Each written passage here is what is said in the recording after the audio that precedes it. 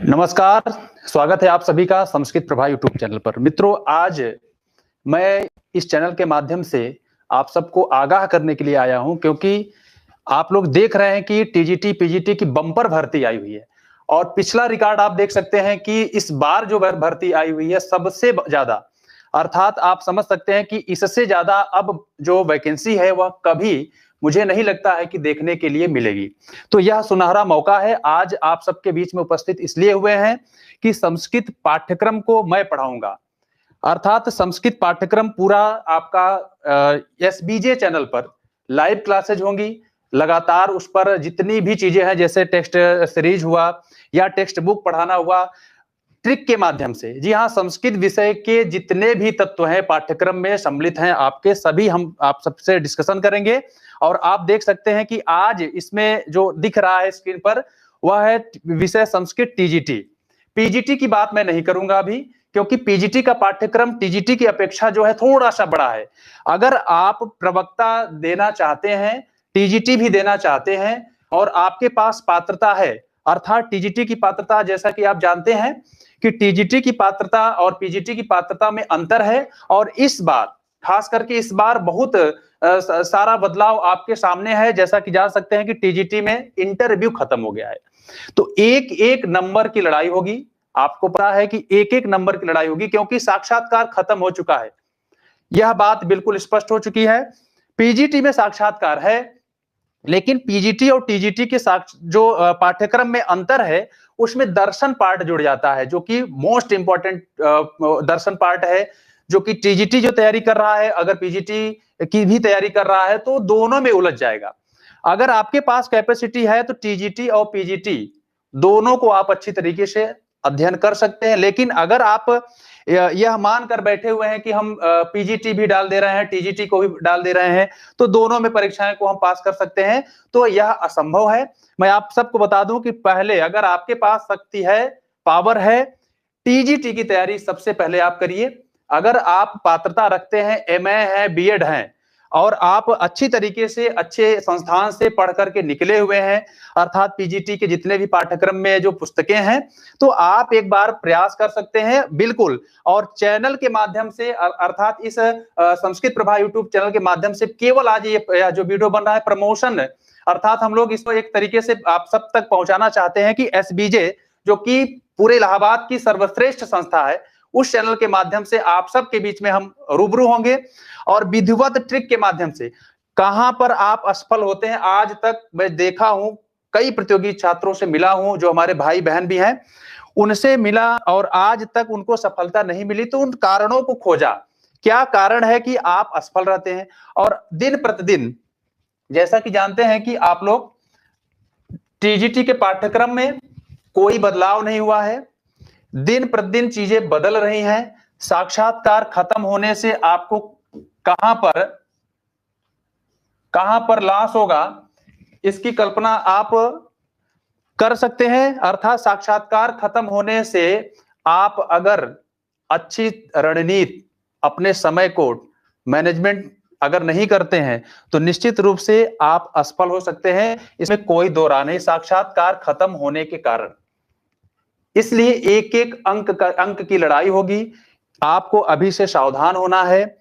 हम पूरी कक्षाओं को ट्रिक के माध्यम से देंगे, पूरा दावा करते हैं, क्योंकि संस्कृत विषय, यहां विद्वता की आवश्यकता नहीं है, विद्वान बाद में हम सब बन सकते हैं, क्योंकि संस्कृत विषय में जो आप पढ़ रहे हैं उन विशेष टॉपिक पर अगर अच्छी तरीके से आप पकड़ बना लेते हैं, मैं मानता हूं कि आप अभिज्ञान शाकुंतलम, उत्तर रामचरितम या नीति शतकम पढ़ते हैं, आपको नीति शतकम के 100 श्लोक नहीं याद हैं, लेकिन उन सभी श्लोकों पर किस प्रकार के प्रश्न बन रहे हैं, अगर आप उसका अध्ययन कर सकते हैं, तो निश्चित रूप से आपके जो अंक होंगे वो सीधे जो है, जितना मेरिट में आपको होना चाहिए वो अंक आपको प्राप्त हो सकते हैं। तो चलिए आज बात करेंगे। सबसे पहले हम एक श्लोक पढ़ेंगे, क्योंकि थोड़ा सा चर्चा किए लेकिन श्लोक हमने नहीं पढ़ा, क्योंकि संस्कृत विषय हम पढ़ रहे हैं, जैसा कि जानते हैं कि सभी भाषाओं की जननी है, और प्रायः कोई भी शुभ कार्य हम करते हैं तो मंगलाचरण करते हैं, अर्थात किसी इष्ट देवी देवता की स्तुति करते हैं।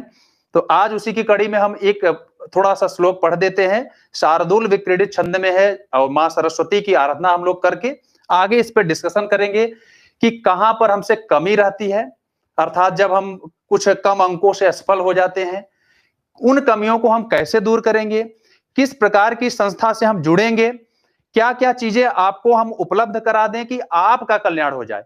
मैं पूरा जो है फॉर्मेट बना के बैठा हूं कि आपको किस प्रकार से हमको पढ़ाना है, क्या क्या चीजों को देना है आपके सामने, जिससे आप सर्वाधिक अंक प्राप्त करके पूरे जो है जितनी भी भीड़ है, आप समझ रहे हैं कंपटीशन 100% में। यहां से आप देख सकते हैं कि कंपटीशन अगर कंपटीशन आप समझिए, अगर 100% में किसी पद पर 100% लोग आ रहे हैं, तो इसमें 80% लोग भीड़ बढ़ाने वाले होते हैं, 20% लोग ऐसे होते हैं, इन्हीं में आपकी लड़ाई होती है। और इस बार अर्थात जो अब परीक्षा में आप बैठने वाले हैं 2020 के विज्ञापन में, इसमें साक्षात्कार न होने के कारण पॉइंट पॉइंट के लिए लफड़ा होगा, झगड़ा होगा। इसके लिए आपको सही रणनीति बनानी है और मैं आप सबके लिए पूरा फॉर्मेट बना के बैठा हूं कि किस प्रकार से आपको क्या क्या पढ़ना है, कैसे पढ़ना है, कब हमको टेस्ट सीरीज देना है, कैसे प्रश्न बन रहे हैं श्लोक में किस प्रकार से, इन सभी चीजों को आप समझ सकते हैं। चलिए तो मंगलाचरण कर देते हैं। सबसे पहले मैं तो लिख दिया हूं, फिर भी आप लोग एक बार सुन लीजिएगा। या कुंदेन्दु तुषार हार धवला, या शुभ्रवस्त्रावृता, या वीणावरदंड मंडित करा, या श्वेत पद्मासना, या ब्रह्माच्युत शंकर प्रभृतिभिर देवै सदा वंदिता, सा मां पातु सरस्वती भगवती निःशेष जाड्यापहा। इस श्लोक का जो अर्थ है आप लोग अच्छी तरीके से जान रहे हैं। मां सरस्वती की समस्त विशेषण के माध्यम से मां सरस्वती की सीधे सीधे ब्रह्मा विष्णु महेश भी आराधना करते हैं, हम लोग भी करते हैं। यह कामना करते हैं कि जिस संकल्प को लेकर के आज हम लोग उपस्थित हुए हैं या लगातार लगे रहेंगे आपके साथ में, वह संकल्प हमारा जो है पूर्ण हो। क्योंकि मंगलाचरण आप सभी ग्रंथों में पढ़ते हैं, चाहे आप अभिज्ञान शाकुंतलम हो, नीति शतकम हो, उत्तर रामचरितम हो, या जो भी आपके ग्रंथ पाठ्यक्रम में लगे हुए हैं, हम लोग मंगलाचरण करते हैं, अर्थात मंगल कामना करते हैं किसी इष्ट देवी देवता से। तो निर्विघ्न समाप्ति के लिए हम सब यह संकल्प लेते हैं। पहले हम संस्कृत टीजीटी पाठ्यक्रम पर चर्चा करेंगे, किस प्रकार के प्रश्न थोड़ा बहुत आपको दिखाएंगे, और किताबों का नाम अभी सबसे पहले हम लोग पाठ्यक्रम पर चर्चा कर लेंगे। हम स्क्रीन पर सभी किताबों का जो भी टेक्स्ट आपको पढ़ाना होगा, चाहे नीति शतकम पढ़ाना होगा तो उसके सभी श्लोक आपको स्लाइड पर मिलेंगे। किस प्रकार के प्रश्न बनेंगे उन श्लोकों पर सभी एक जगह इकट्ठा करेंगे, चाहे वह व्याकरणात्मक टिप्पणी हो, चाहे उसमें कौन सा रस है, कौन सा छंद है, कौन सा अलंकार है, और विशेष शब्दों में किस शब्द का क्या अर्थ है, इन सभी को बाकायदे विधिवत एक स्लाइड के माध्यम से आप सबको दिया जाएगा। यहां से आपको मैं पूरा दावा करता हूं, यहां से जो भी आपको उपलब्ध होगा एकदम सॉलिड होगा, सटीक होगा और आपको सफल करेगा, अर्थात इनको पढ़ने के बाद। तो चलिए पाठ्यक्रम पर बात करते हैं हम लोग पहले। तो यहां से देख सकते हैं आप लोग, ये आपके पाठ्यक्रम है और इस पर हम चर्चा करने चल रहे हैं। संस्कृत टीजीटी आप जानते हैं, ट्रेंड ग्रेजुएट टीचर, ये आपको प्रशिक्षित स्नातक जो शिक्षक है, इसके लिए आप पात्रता क्या रखते हैं, बीएड होना चाहिए और स्नातक होना चाहिए। एक सवाल है, सबसे पहले मैं चर्चा कर दूं कि संस्कृत में आप अगर बीए किए हैं, अर्थात थर्ड ईयर में, बीए थर्ड ईयर में आपने संस्कृत विषय को लिया है, केवल संस्कृत विषय, और मान लीजिए आप ज्योग्राफी लिए हैं, हिस्ट्री लिए हैं, कुछ भी लिए हैं, तो आप टीजीटी संस्कृत के लिए आप पात्र हैं।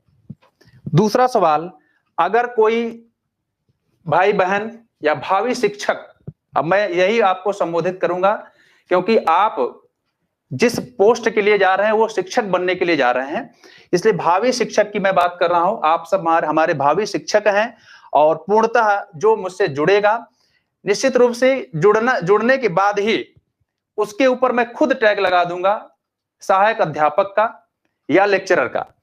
तो थर्ड ईयर में अगर आपका फाइनल ईयर में संस्कृत विषय है तो आप पात्र हैं। दूसरी बात, मान लीजिए आप संस्कृत नहीं लिए हैं, केवल बीए सेकेंड ईयर तक आप संस्कृत लिए हैं, बाद में छोड़ दिए हूं, तब भी आप संस्कृत विषय से तैयारी कर सकते हैं। साथ ही साथ अगर आप संस्कृत हिंदी लिए हैं, फाइनल ईयर में हिंदी लिए हैं, संस्कृत नहीं है, अगर आप एकल विषय से संस्कृत विषय से दे चुके हैं, आप डिग्री को हासिल कर चुके हैं, तो निश्चित रूप से आप टीजीटी के लिए पात्र हैं। अब बात आती है कि पाठ्यक्रम में हम लोग कैसे क्या क्या पढ़ेंगे, किस प्रकार के प्रश्न पूछे जाते हैं, मैं चर्चा कर दे रहा हूं। देखिए, गद्य, पद्य, नाटक, आप समझिएगा, गद्य पद्य नाटक। गद्य में जो आप पढ़ते हैं, जैसे आपका सुकनासोपदेश है, सुकनासोपदेश जो कि एक प्रकरण ग्रंथ है और कादंबरी कथा है, बाणभट्ट की रचना है। उसमें एक विशेष सीन है जो कि बहुत ही, उसको पढ़ने के बाद हम लोग मोटिवेट होते हैं।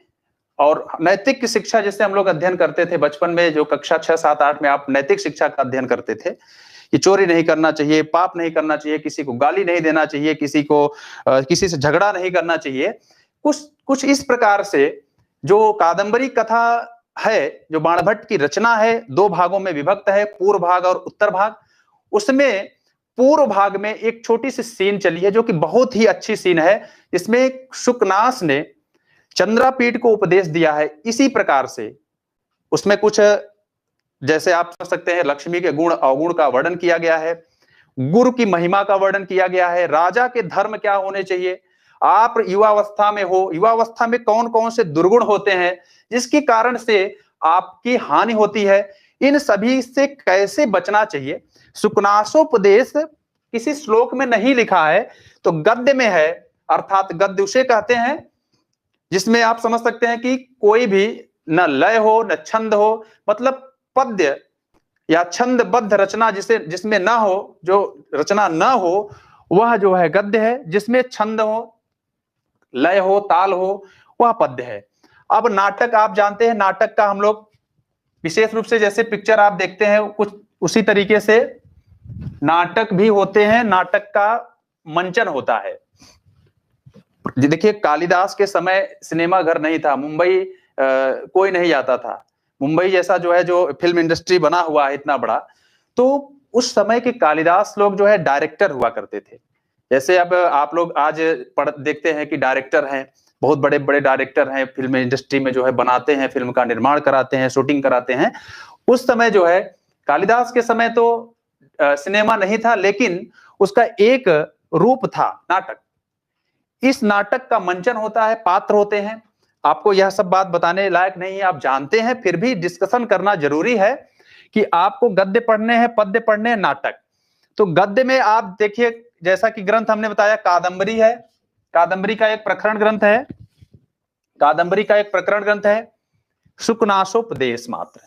ये छोटी सी पतली सी पुस्तक है, एक प्रकरण मात्र है, एक दृश्य मात्र है। मान लीजिए आप कोई महाभारत देख रहे हैं, पूरा महाभारत आप देखते हैं तो उसमें कई प्रकरण हैं, छोटे छोटे भागों में विभक्त है महाभारत। आप अगर पूरा महाभारत की बात करते हैं तो एक बहुत बड़ा जो है वह ग्रंथ है, लेकिन उसका एक सीन अगर आप देखते हैं तो वह सीन एक प्रकरण ग्रंथ है। उसी प्रकार से सुकनासोपदेश कादंबरी, जो कि बाणभट्ट की रचना है, उसमें मात्र आप उसका सुकनासोपदेश पढ़ेंगे, जो कि टीजीटी में। अब बात करते हैं कि टीजीटी में जब पतली सी पुस्तक आप पढ़ते हैं तो हमारा नुकसान क्या होता है। मैं आपको आगाह कर दूं, सन 2013 का टीजीटी का जो पाठ्यक्रम था, आपके पास कुछ भाई बहन केवल सुकनासोपदेश की मात्र पतली सी पुस्तक का ही अध्ययन किए थे। मैं आपको बता दूं कि पीजीटी में एक पुस्तक है कथा मुखम, मतलब उसका एक प्रस्तावना है कादंबरी का, मोटी सी पुस्तक है। उससे फेक टाइप का प्रश्न बना था। मतलब ऐसे प्रश्न बन गए थे कि बड़े बड़े लोग जो केवल सुखनासोपदेश में सम्मिलित हुए थे, उसी में रात दिन जो है लगा दिए थे अपना, उनको बहुत तगड़ा झटका लगा था। झटका क्यों लगा? क्योंकि वहां पूछ लिया 2013 में कि कादंबरी के प्रारंभ में पूर्व भाग में कितने श्लोकों का वर्णन बाणभट्ट ने किया है। ये एक प्रश्न ये बना। दूसरा प्रश्न बना कि बाणभट्ट के गुरु कौन है। तीसरा प्रश्न बना था उसमें, असज्जनात् कस्य भयम न जायते। यह सूक्ति जो है, अगर आप केवल सुखनासोपदेश पढ़ते हैं तो असज्जनात् कस्य भयम न जायते, तो असज्जन से अर्थात दुष्टों से किसको भय नहीं होता है, अर्थात सबको होता है। ये सूक्ति वाक्य ऐसे लग रही थी कि लोगों को लगा कि यह जो है नीति सतकम की सूक्ति वाक्य है। अब अगर कोई केवल सुखनासोपदेश में केवल पतली सी पुस्तक में उलझा रहा, अपने आप को उसमें समेट दिया, तो उसका नुकसान कहां होगा? नुकसान होगा जो फेक टाइप के क्वेश्चन है। इसलिए मैं आपको आगाह करूंगा, आपको बताऊंगा कि आपको फेक टाइप का प्रश्न कहां कहां से बनेगा। क्या हम पढ़ लें कि हमारे सारे प्रश्न जो है जब हम परीक्षा में बैठें तो सही करके आए, ताकि हमारा सिलेक्शन हो सके। तो देखिएगा, कादंबरी सुखनासोपदेश अगर आप इसी में केवल अगर सम्मिलित हो जाएंगे तो नुकसान हमने बताया कि असज्जनात् कस्य भयम न जायते। अतिद्वयी कथा पूछ लिया था, क्योंकि जो 20 श्लोक हैं वहां प्रश्न बना था कि बाणभट्ट ने कादंबरी के प्रारंभ में कितने श्लोकों का वर्णन किया है। तो प्रश्न था 20, 30, 40, 50। 20 श्लोक हैं जो कि प्रारंभ में, पहले में मंगलाचरण हुआ है, दूसरे में भी मंगलाचरण हुआ है, तीसरे में भी, अर्थात ब्रह्म की स्तुति हुई है। हम लोग ब्रह्मा विष्णु महेश कहते हैं, लेकिन वहां पर उल्टा स्तुति हुई है, ब्रह्मा की नहीं ब्रह्म की हुई है। ब्रह्म की रजो जुसे जन्मनि सप्तवृत्तये, ये आप पढ़े होंगे और इस पर विशेष चर्चा करेंगे। दूसरे में भी ब्रह्मा विष्णु महेश नहीं, ब्रह्मा शंकर, फिर ब्रह्मा विष्णु महेश, तो पहले शंकर जी आ गए हैं। ये उल्टा हो गया है इसमें। मंगलाचरण हम लोग क्रम में याद रखे हैं, ब्रह्मा विष्णु महेश, लेकिन वहां उल्टा हो गया है। यहाँ हम लोग लास्ट में महेश कहते हैं, उसमें बीच में आके टपक गए हैं। गुरु की वंदना किए हैं, और जो बाणभट्ट हैं उनके गुरु भर्गु हैं। यह भी प्रश्न पूछा था, अगर कोई केवल सुखनासोपदेश तक सम्मिलित होगा तो निश्चित रूप से उसकी सफलता इस बार जो कि साक्षात्कार है वह पीछे हो जाएगा। तो आपको पीछे नहीं होने देंगे, आपको हमेशा आगे लाएंगे। और इन पाठ्यक्रम पर आप ध्यान से देख लीजिए, अभी पूरी चर्चा मैं करूंगा। शिवराज विजयम, यह भी गद्य में लिखा हुआ है, इसमें एक दो श्लोक हैं केवल मंगलाचरण के रूप में, और मंगलाचरण में श्लोक है जो कि पुराण से लिया गया है मंगलाचरण। उसके बाद लास्ट में भी जब हम निश्वास और उच्छ्वास बदलते हैं तो वहां पर भी कुछ श्लोक हैं। तो ये गद्य रचनाएं हैं, सुखनासोपदेश और शिवराज विजयम। प्रथम निश्वास पढ़ना है, केवल प्रथम निश्वास पढ़ना है। लेकिन एक फेक टाइप का प्रश्न और बना था 2013 में, इसलिए मैं आपको सजेस्ट करूंगा कि प्रथम निश्वास के साथ साथ कुछ महत्वपूर्ण और प्रारंभ के जो 2-4 और निश्वास हैं उनमें क्या क्या प्रश्न बनते हैं उन पर भी मैं चर्चा करूंगा, क्योंकि फेक टाइप का प्रश्न आपसे गलत नहीं होना चाहिए। किराता अर्जुनियम, जो कि आप देख सकते हैं यह पद्य में है, क्योंकि महाकाव्य है, भारत की रचना है, एकमात्र रचना है। इसमें हम केवल प्रथम सर्ग पढ़ते हैं। 18 सर्ग हैं, लेकिन आपको पढ़ना कितना है? प्रथम सर्ग। लेकिन जो फेक टाइप के क्वेश्चन होंगे, अन्य सर्गों के प्रश्न बनेंगे, आपके सामने जरूर उपस्थित करेंगे। साथ ही साथ इनके जो 46 श्लोक हैं, आपको बिल्कुल टेक्निक से पूरे प्रश्न जितने भी श्लोक हैं याद करवा देंगे। साथ ही साथ जितने भी श्लोक हैं उस पर बनने वाले जो प्रश्न होंगे उनको आपको ट्रिक के माध्यम से याद करवाएंगे। अब बात करते हैं मेघदूतम। इसमें मेघदूतम के 2 भाग हैं, एक पूर्व मेघ, एक उत्तर मेघ। कालिदास की रचना है, बहुत ही अच्छी रचना है। पढ़ेंगे, एक विशेष टेक्निक से आपको पढ़ाएंगे कि कैसे कहानी आपको दिमाग में चलती रहे और श्लोक संबंधित चलता रहे, और उस श्लोक पर बनने वाले जो प्रश्न हैं आपके बन जाएं, आपसे गलत ना हो। तो मेघदूतम 2 भागों में, और फिर नीति शतकम जो कि भर्तृहरि की रचना है, संपूर्ण पढ़ना है। ये संपूर्ण का मतलब है मेघदूतम के 2 भाग हैं,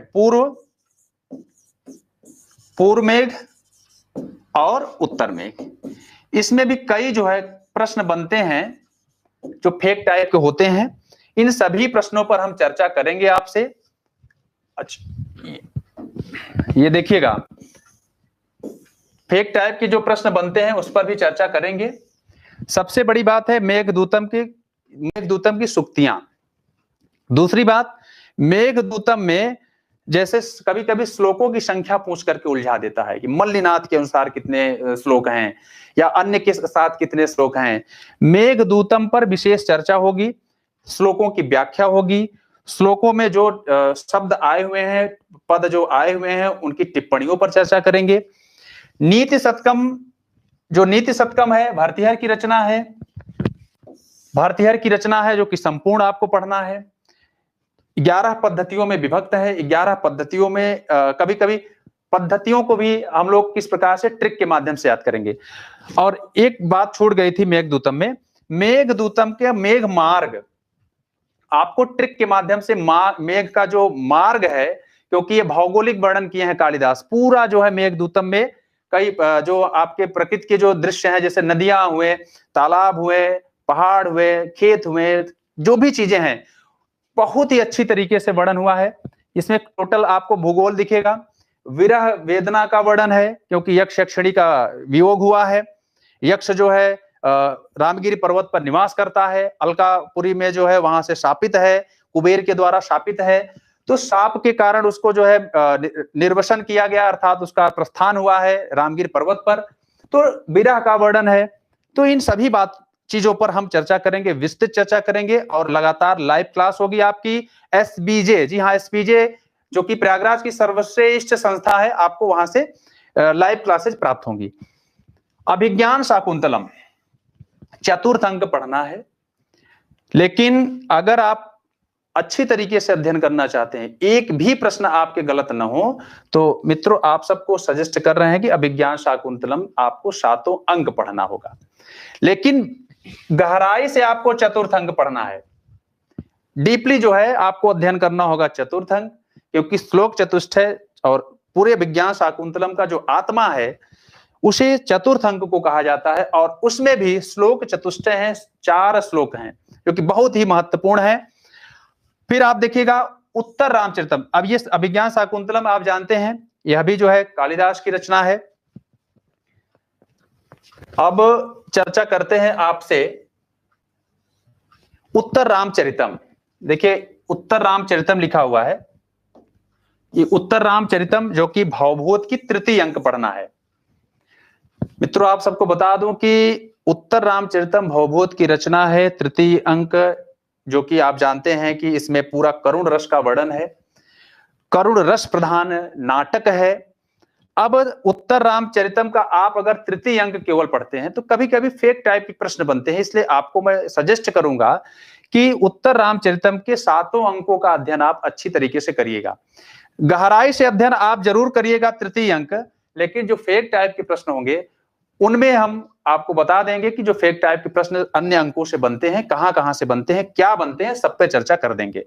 तो चलिए, ये आपका तृतीय अंक उत्तर रामचरितम हो गया। अब व्याकरण की बात करते हैं।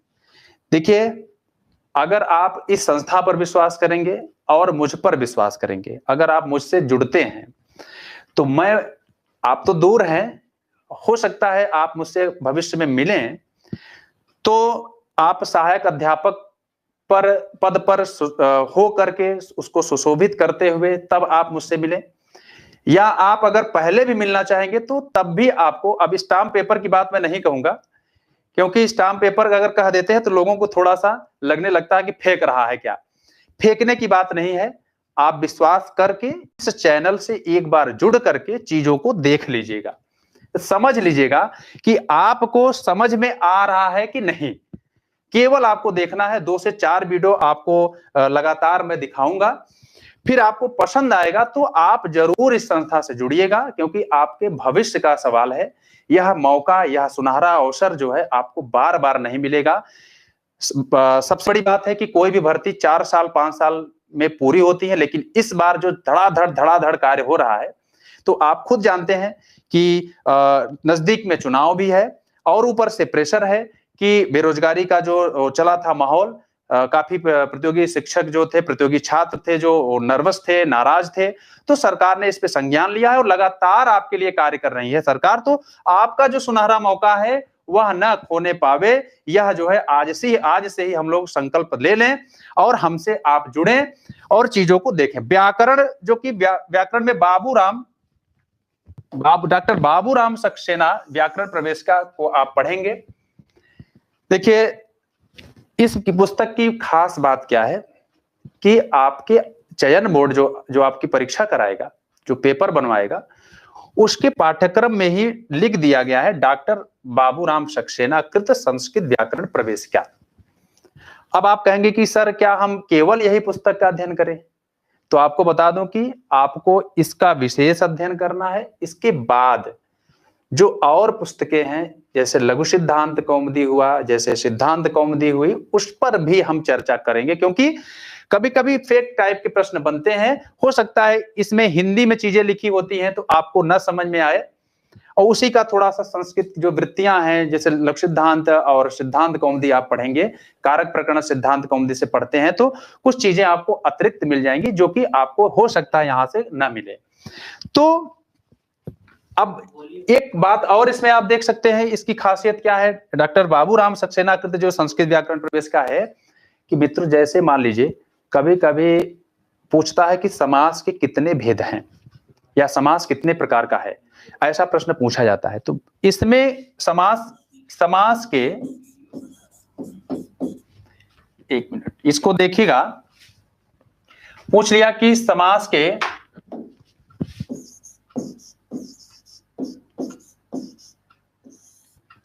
कितने भेद हैं। तो समास, अगर आप जो और किताबों का अध्ययन करेंगे तो समास पंचधा कहा गया है, 5 हैं, लेकिन बाबूराम सक्सेना में आप पढ़ते हैं तो वहां पर 4 हैं। अगर इस पुस्तक में 4 लिखा है, कहने का मतलब है कि अगर कोई व्यक्ति कहे कि आम को इमली कहे तो आपको मानना पड़ेगा, जो कि ये 5 ही हैं। लघु सिद्धांत में भी 4 की चर्चा हुई है, सिद्धांत कौमुदी में आपका 5 है, जो कि मानक आप कहीं भी परीक्षा आप देने जाते हैं या इंटरव्यू देने जाते हैं, छोटी से छोटी परीक्षा या बड़ी से बड़ी परीक्षा, तो वहां पर समास कितने होते हैं? तो 5।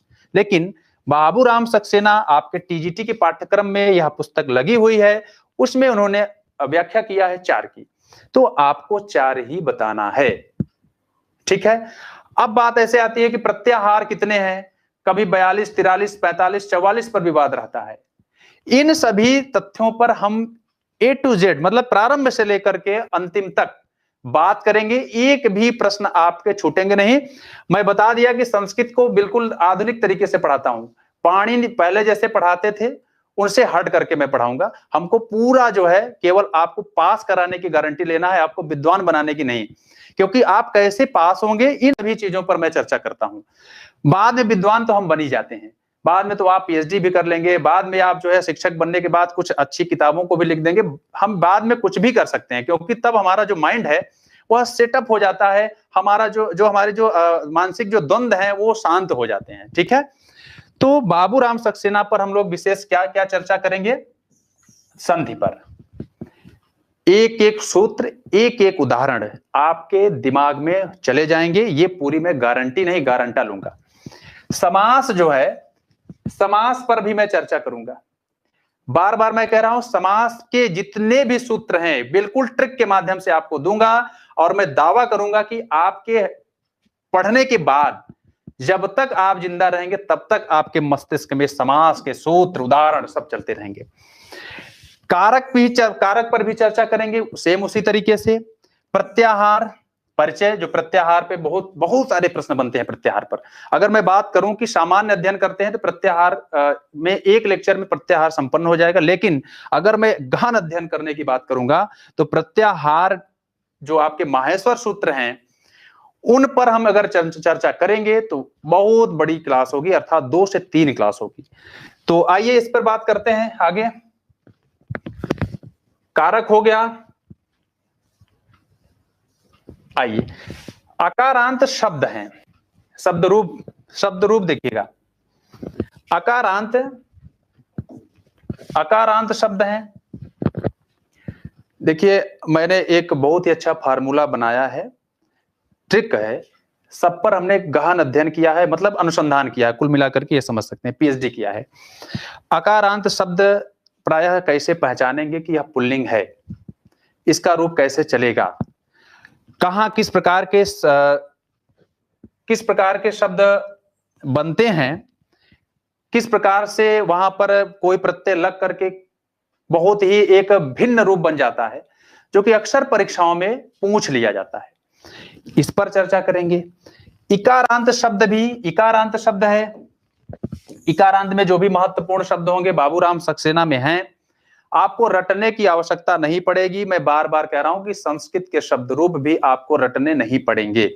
एक बार अगर क्लास आप ले लेंगे तो आपको रटने की आवश्यकता नहीं पड़ेगी।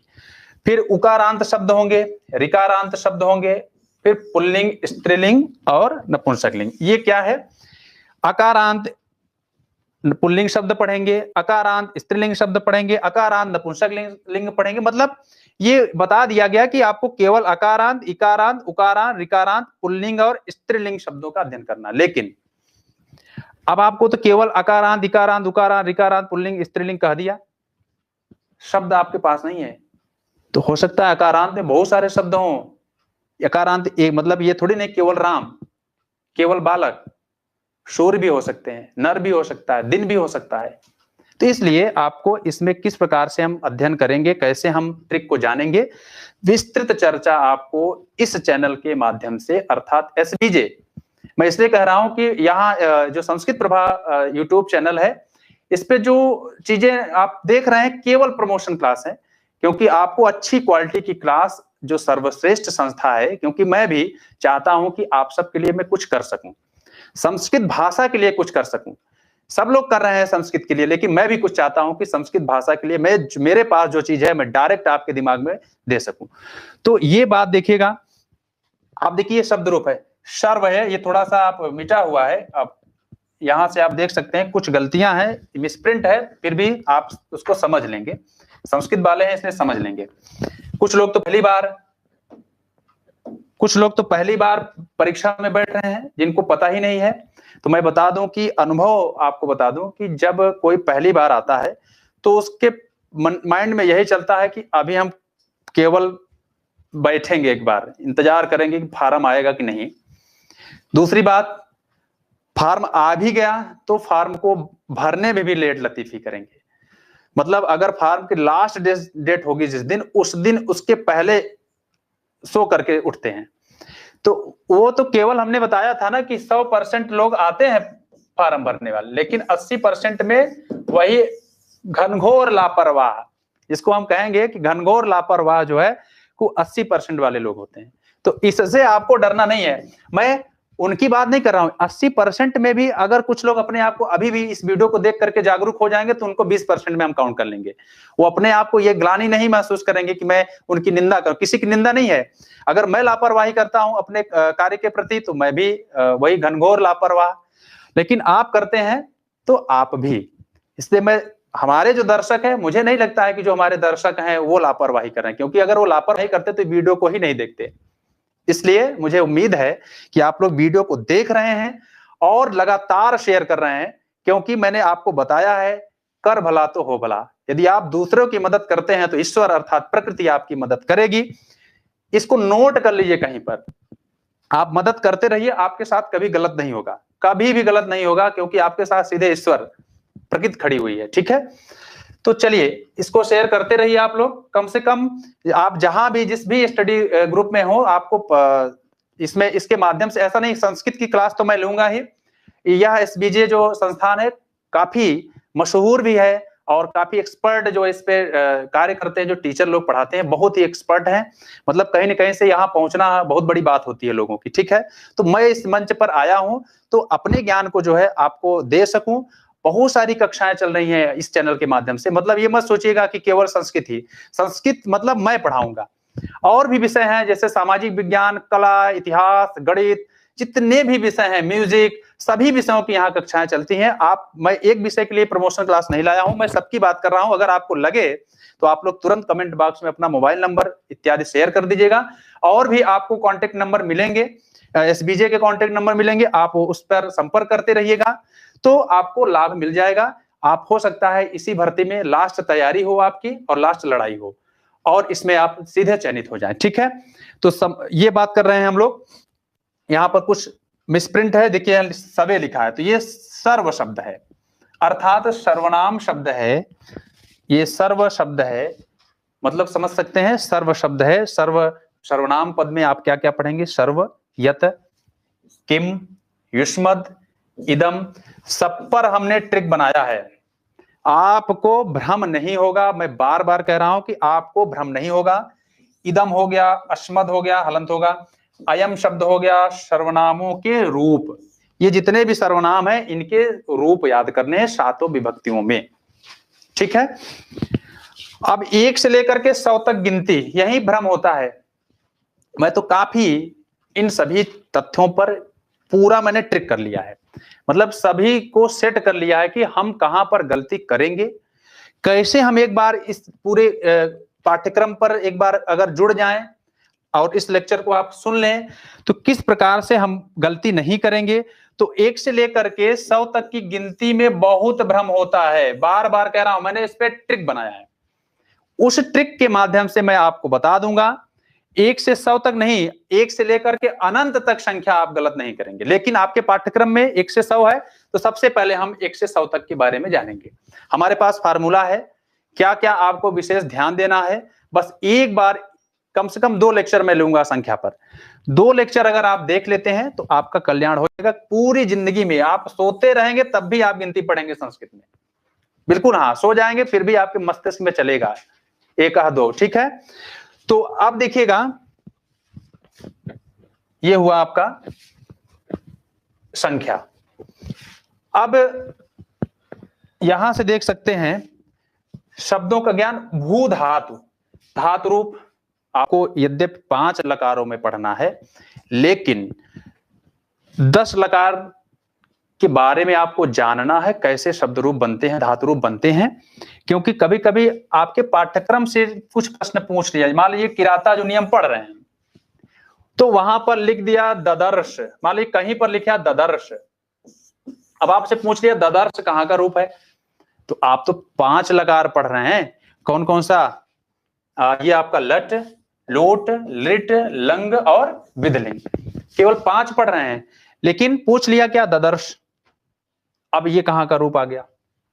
तो ऐसा नहीं है कि आप केवल 5 ही लकार पढ़िए, लेकिन टिप्पणियों में जो विशेष धातु रूप के शब्द दिए होंगे कभी कभी वही उठा के रख देता है और आप समझते हैं कि बस केवल 5 ही लकार तो पढ़ना है।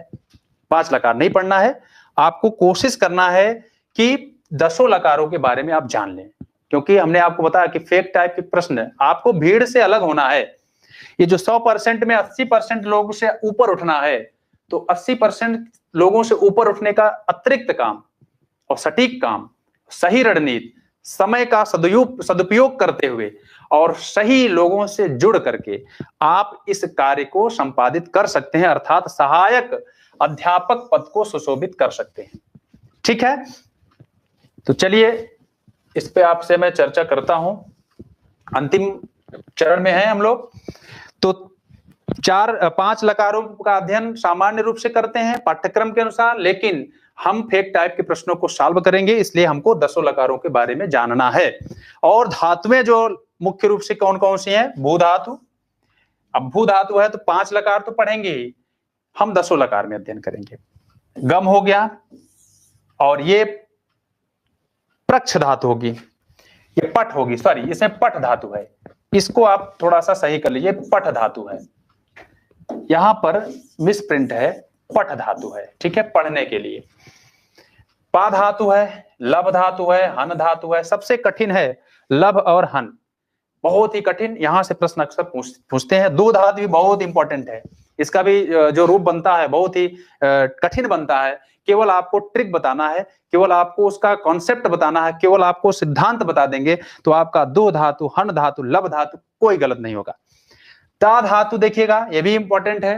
ददाति, दत्तः, ददत। तो कभी कभी आपसे पूछता है ददत, सभी परीक्षाओं में लगभग, अब तो जो कंपटीशंस जुड़े हैं वो तो पता है उनको, जो संस्कृत विषय को लेकर के उसी पर लीन है, लेकिन कभी कभी जल्दीबाजी में हम गलत करके आते हैं। ददाति, दत्ता, ददत दिमाग में चल रहा है, ददत, पठत, गच्छति, चलत, तो आप तुरंत जो है लट लकार प्रथम पुरुष एक वचन में लगा के चले जाते हैं, जो कि आपका यह सरासर गलत होता है। परीक्षा के समय जो है, परीक्षा हाल में जब बैठते हैं तो ये मतलब जितने भी देवी देवता होते हैं वो सभी सवार हो जाते हैं ऊपर, आपके माइंड को जो है खींचने लगते हैं सब, तो उस समय प्रेशर में होते हैं और आप इन्हीं विशेष कारणों से आप असफल हो जाते हैं। कभी कभी हम मानते हैं आपके अंदर ज्ञान की कमी नहीं होती है, केवल आपके अंदर सूझ की और समझ की कमी होती है और आपके पास रणनीति की कमी होती है जब आप असफल होते हैं। मैं खुद ऐसा नहीं कि मैं हमेशा सफल होता रहूंगा या सफल हुआ हूं, तो हो सकता है मुझसे भी ऐसी गलती हुई होगी और हो जाएगी, इसलिए हम इन सभी बिंदुओं पर बात करेंगे कि आपसे गलती ना हो। ठीक है, चलिए ये लास्ट हम लोग चल रहे हैं। अब आपको बता दें कि देखिएगा, सबसे बड़ी बात है कि शुद्धि और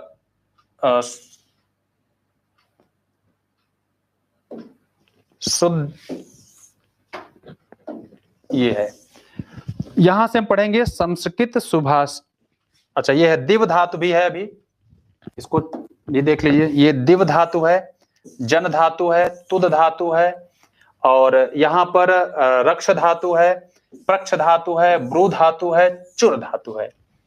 ये सभी धातुओं का अध्ययन हम लोग करेंगे ट्रिक के माध्यम से, ठीक है, ताकि गलत ना हो। और सबसे बड़ी बात है कि मैं आपको बता दूं कि मेरे द्वारा प्रश्न सेट होंगे, मैं इस पे पूरा ताकत लगा दूंगा।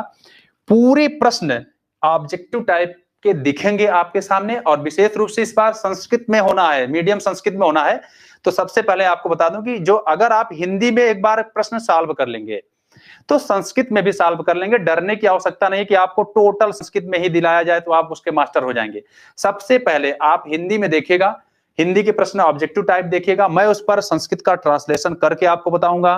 कहां पर आप पढ़ते समय गलती कर सकते हैं, क्योंकि इस बार नया हो रहा है कि संस्कृत का संस्कृत में ही पेपर बनने वाला है, इसलिए आपको सावधान होना है। ठीक है, तो ये बात हो रही है धातुओं पर हो गई।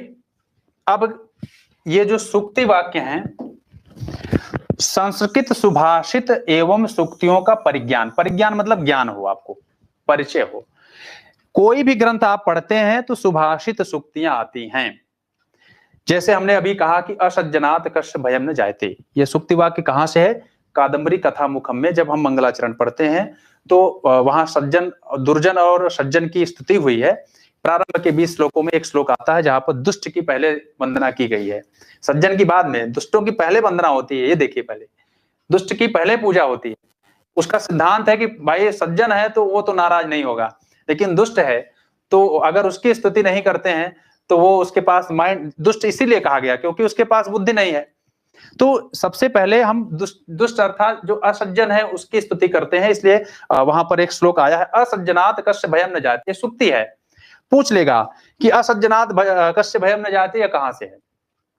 तमाम प्रकार की सूक्तियां आपके पास हैं सभी ग्रंथों में, चाहे वो किरातार्जुनीयम हो, चाहे नीति शतकम हो। नीति शतकम तो पूरा सूक्ति ही है, लेकिन उसमें भी कुछ ऐसे वाक्य हैं जो कि अक्सर परीक्षाओं में पूछे जाते हैं। मेघदूतम में भी बहुत सारी सूक्तियां हैं, आपको वो ट्रिक के माध्यम से क्लू दे देंगे। कभी कभी भ्रम होता है कि अनुसुईया ने कहा, कि प्रियंवदा ने कहा, कि आपके दुष्यंत ने कहा, कि शकुंतला ने कहा। इन सभी बिंदुओं को हमने विशेष रूप से अध्ययन किया और हमने देखा कि जहां पर आप गलती करते हैं उस पर अब गलती ना हो, इसलिए पहले से ही हमने सेट कर लिया है। ठीक है, ऐसे विज्ञान शाकुंतलम में भी बहुत सारी सूक्तियां हैं, उत्तर रामचरितम में बहुत सारी सूक्तियां हैं जो कि अक्सर पूछ ली जाती हैं और हम गलत करके आते हैं। ठीक है, तो ये हुआ आपका अंतिम चरण पर हम लोग चल रहे हैं। वीडियो बड़ा ना हो, इस बार सादा वीडियो बड़ा हो रहा है, लेकिन आप लोग जरूर पूरा प्रारंभ से लेकर के अंतिम तक देखते रहिएगा। और वाक्य परिवर्तन देखिए, कर्मवाच्य भाववाच्य आपको हम बता देंगे ट्रिक के माध्यम से। शुद्धि अशुद्धि जो आती है, आपको रचना अनुवाद कौमुदी पढ़ा करके अशुद्धि परिमार्जन का ज्ञान मैं करा दूंगा। पूरी रचना अनुवाद कौमुदी लगभग 60 अध्याय हैं। एक एक अध्याय पर हम लोग डेली अध्ययन करेंगे और वो खत्म कर देंगे। ठीक है, चलिए। तो यहां से फिर आपका व्याकरण, अनुवाद, पद्य आदि का पठन विधियों का मतलब इसमें कुछ शिक्षण के पाठ हैं और शिक्षण के सटीक जो प्रश्न आते हैं सभी हम आपके सामने उपस्थित कर देंगे और विधिवत नोट जो है यहां से प्रेषित करूंगा और आपको जरूर लाभ मिलेगा। तो मैं आज यहीं पर अपनी वाणी को विराम देता हूं और उम्मीद करता हूं कि आप सब मुझसे जुड़ेंगे और मिलते हैं पुनः अन्य वीडियो के साथ। आज के लिए इतना ही। आप सभी ने इस वीडियो को देखा, शेयर किया, इसके लिए बहुत बहुत धन्यवाद।